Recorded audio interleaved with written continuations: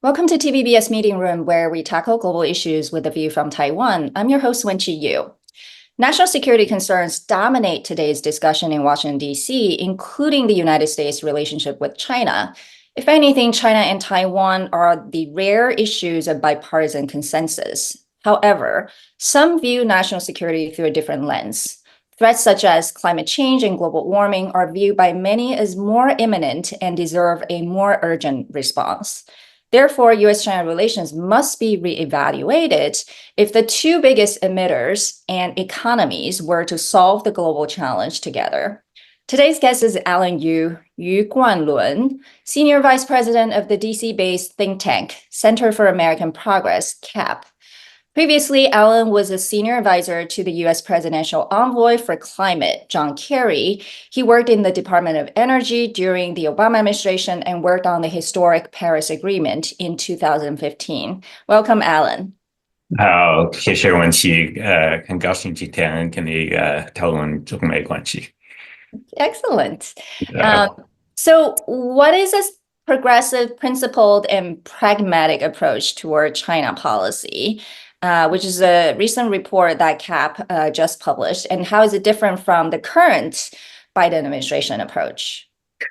Thanks, Wenqi. Very happy to join you and TVBS today to talk a little bit about what CAP is doing regarding U.S.-China relations, but also, more importantly, how we are looking at the challenges and really the important opportunities in the relationship between the U.S. and China.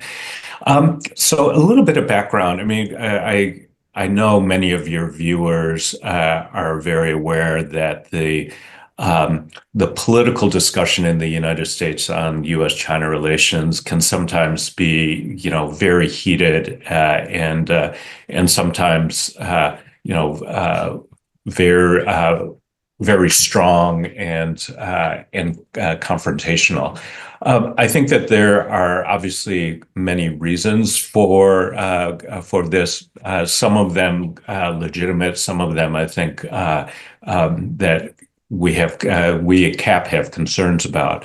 And so it's in that context, though, that we've had conversations with many policymakers in Washington that recognize that the political discussion on U.S.-China relations can be very complicated, but that there are a surprising number of policymakers that recognize that there's an important objective in lowering the temperature on the rhetoric in order to find opportunities where the United States and China can work together on some really serious challenges, and most importantly, climate change. And so, my big question is, right, so, for a long time, the U.S. has sought to collaborate with China, and the two countries did collaborate or appeared to collaborate. And the more recent change of approach and tone moved from collaboration to competition. But it sounds like CAP still feels that there needs to be collaboration. So the question is, can the two ideas, the two concepts actually coexist? It seems like the U.S. is more able to compartmentalize the two ideas, but what about China based on your experience? Yeah, no, it's that is the real challenge. What I will say is that, as I think about it, and many people in Washington think about it, as we look at our relationships with countries around the world, particularly countries kind of at our peer level, such as China, but also our counterparts in Europe, Japan, South Korea, Canada, Mexico, there is a continuum of competition and cooperation on our agenda with all of those countries, right? And so it's not a black and white question. There are areas in which we have very, very strong cooperation with Europe in particular, but for example. But also there are areas in which we have strong disagreements and we have competition. That's just the nature of relationships. That's the situation with China. There was a time earlier on, particularly during the Obama administration, where there was further along the continuum of cooperation. But at the same time, we still had competition. And now the nature of the relationship has changed. There is obviously a stronger lean towards the areas in which we have disagreement and we need to resolve. And there's a little less room for cooperation politically. Cap would argue that there are important challenges out there, but also important reasons for both governments to try to find the political space to cooperate. Climate is one area. There are other areas as well. So it seems to me that in the past, cooperation was prioritized over competition, and more recently, it's the opposite. What's interesting in particular to me is that climate change as an issue area was viewed for a long time as sort of, the only thing that US and China can work together.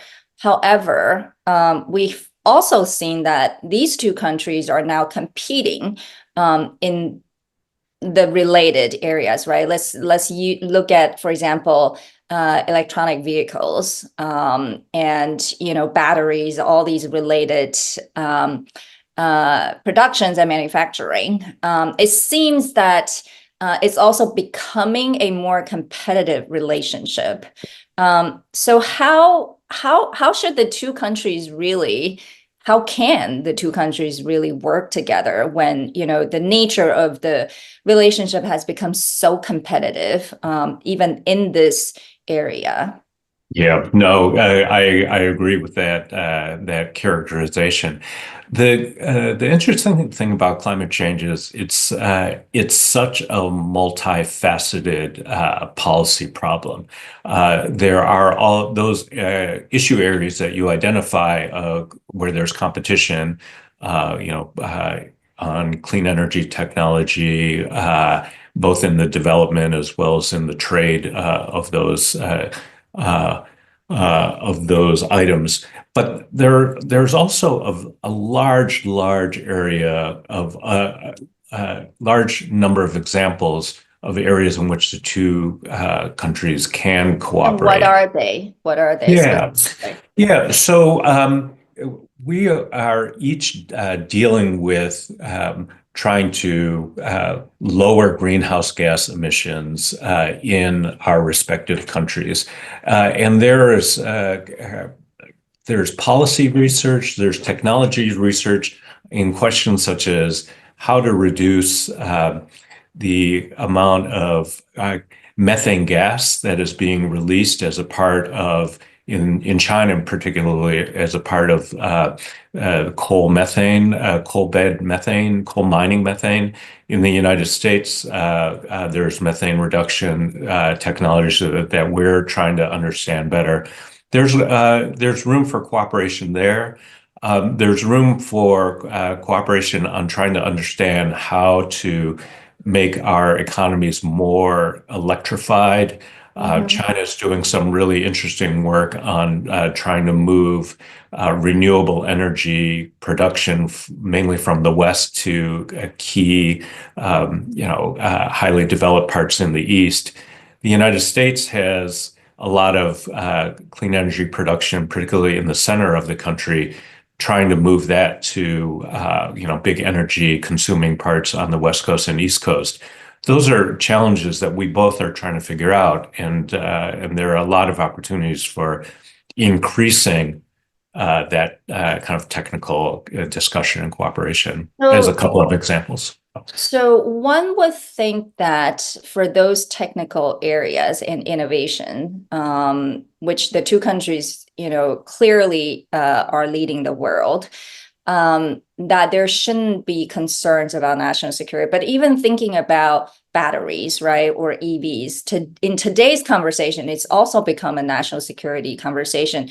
Do you think, I mean, it'll be expanded to include all these things that you just mentioned, since they all have some kind of technology relevance. And because of that, it just seems that Washington, D.C., a lot of people have moved in that direction, trying to, make it very competitive in that sense. Yeah, I will say to be honest, I think that the area of clean energy vehicles, technology, batteries, et cetera, those are going to be areas where it's going to be difficult as I see it, for even solar cooperation. panels, right? Solar Yeah. panels is the same thing. Yeah, I think I think all of those are going to be areas where we're just, I think both sides have come to a mutual agreement that there's no room for cooperation, and that there will be commercial competition in those areas. But again, I would argue that doesn't mean that closes off areas for other areas of cooperation. I mean, another example I would identify that the United States and China are not doing as much work on, and which they ought to try to find opportunities, is how to work together to deal with the climate challenges in third countries, particularly in emerging economies. Those are that's a very difficult issue, obviously, given the politics between the United States and China, as we kind of both look at the competition in the global South. But I think that there can be and should be creative minds that try to find opportunities in which we try to help these countries to make the changes that they're trying to make in a way that doesn't compromise at least the U.S. national interest. Yeah, I have to ask a question, since you also served, in the Biden administration, in the State Department, and Special Envoy for Climate's office. What was it like when it seems that our diplomacy with China, or relationship with China, was so difficult, while the objective of your office was to seek cooperation? Was there anything that you can share? Sure. Concrete examples that, Yeah. maybe you were able to overcome the challenges, or, unfortunately, sometimes you were not able to succeed? Yeah. I will be honest. It was a challenging time, but nevertheless, I think that was there were examples there in which individual leaders can make a difference. As everybody well remembers, those first couple of years of the Biden administration, there were a lot of tensions in the U.S.-China relationship. But those tensions continue. I think that they're at a lower level. But at that time, the President Biden, recognized that there was an important imperative of keeping the U.S.-China engagement on climate going. And so that gave Secretary Kerry, I think, the instruction and the guidance to work with his counterpart, Xie Jinping, to keep the conversation going and to keep the discussion about how each country was going to continue to do what it needed to do domestically. And there were conversations about trying to keep up the cooperation dialogue. Those were more difficult, but at least there were continued conversations about what we expected of each other on domestic action. Yeah. And I think that, sort of a rare area of collaboration was also due to John Kerry's personal relationship with Xie Jinping over the years, right? And obviously both have retired. So now it's a new leadership on both sides. And with the change of administration, it's it's really hard to say if this will continue. Are you optimistic about that? Yeah, what I would say is this. I think that you can't replace the national government to national government engagement on climate. That's a critical channel, and I would say that subsequent to Secretary Kerry's retirement, John Podesta, who's the White House International Policy Climate Advisor, I think has continued that engagement with China quite well. He's had a long history of China climate engagement. So that transition, I think, was actually quite smooth. What I would say is that going forward, we'll obviously see what happens in the election. What I will say is that regardless of the election outcome, there are a number of strong U.S.-China channels on climate change that are going to continue regardless. I think the most obvious one is the strong engagement that the state of California has had with both the national government in China, but also with at the provincial level. There are any number of technical conversations, policy conversations that have been going on for years, and I think that will continue both across many sectors, including across transportation. And then there are private sector involvement, a lot of non-governmental organizations and think tanks that have strong discussions that I think will continue to go regardless of what happens at the election. Technical conversations between the two sides, I imagine that those are continuing and will only increase. Well, what are some of the other global priorities for the more progressive side of the political groups? We know that COP29, which is an annual UN meeting on climate change, is coming up. And are you aware of sort of, what are going to be discussed and what might be coming out as outcomes? Yeah. So it's a good question, Wenqi. So for those in the audience who don't follow this as closely, every year there's a meeting of climate change policy officials from around the world. This year in mid-November, this year's meeting will be in Baku, Azerbaijan.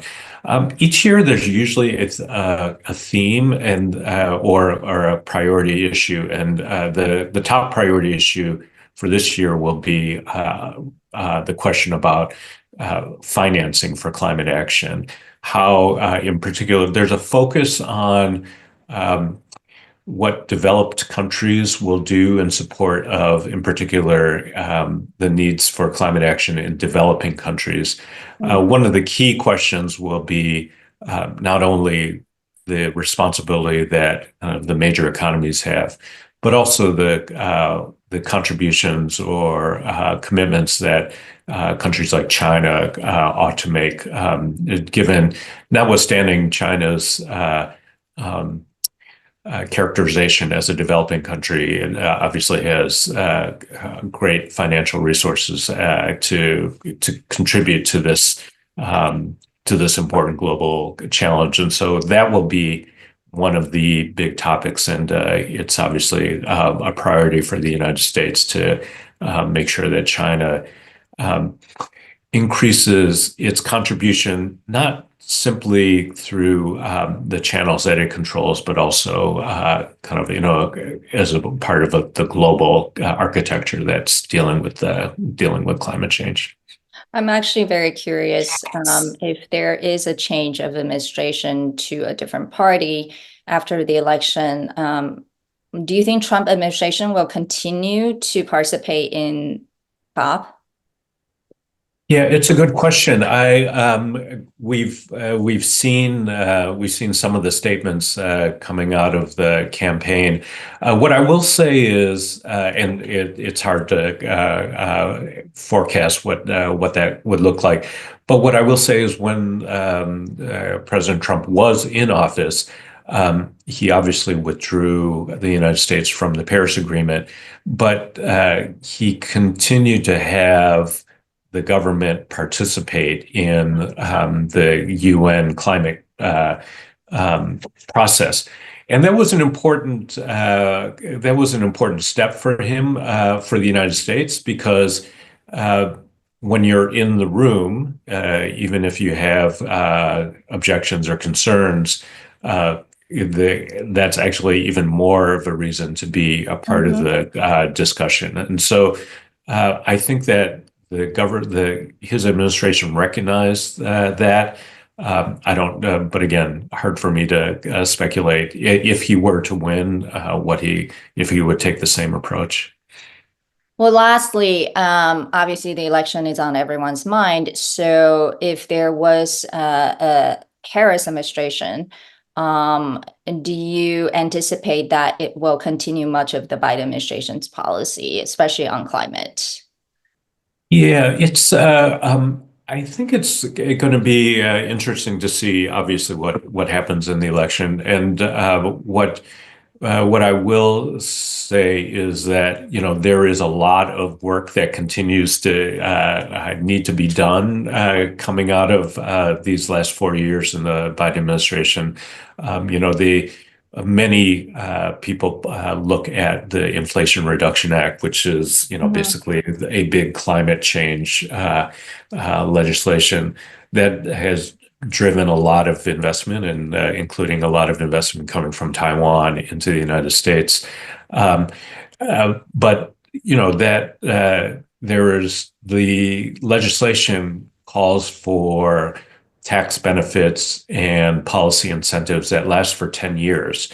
So I would contend that whoever the next president will be, that person will have to look at what the opportunities and requirements are coming out of the IRA, and will then have to make a decision about how strongly to execute on the implementation of it. I think that many people are recognizing, including in many parts of the United States that that are controlled by Republicans, that these are investments that are making strong positive benefits, both on the economic development and job side, but also in addressing climate. So I think it'll be an interesting question for whoever the next president will be. Yeah, it does feel that regardless of your politics, right? I think there's been so much investment resources poured into trying to tackle this challenge. And of course, everyone is experiencing climate change in real time. And so it would be very hard to discontinue a lot of the efforts on a systematic level. So with that, I want to thank you for joining us today to help us understand a different perspective on U.S.-China relationship, with a view of some of the global challenges that are very, very urgent, obviously, including facing the world, including Taiwan. So thank you, Alan. We hope to have you back. Take care.